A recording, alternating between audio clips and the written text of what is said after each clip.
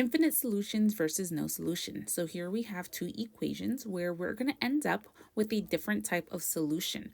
We might end up with infinite solutions, meaning there are many numbers that the variable could be, versus no solution, meaning that there is absolutely no number that the variable could be. So first we need to make sure we simplify each side by doing distributive property or combining like terms. So I'm going to go ahead and do that. So when I go ahead and simplify, I end up with 2y minus 12 equals 2y minus 12. I notice that it is exactly the same thing on the left and the right.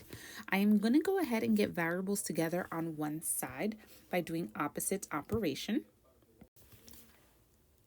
So when I do subtraction, in order to get the two y's to cancel into the number 0, I end up with negative 12 equals negative 12. The variable has disappeared.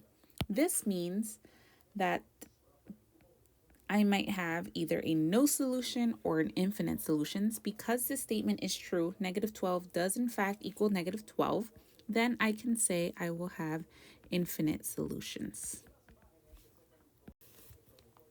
So now I'm going to go ahead and try and see the second problem to see what changes in the second problem. Again, remember, we must simplify each side by either doing the distributive property or combining like terms first. So I'm going to go ahead and distribute and simplify if necessary.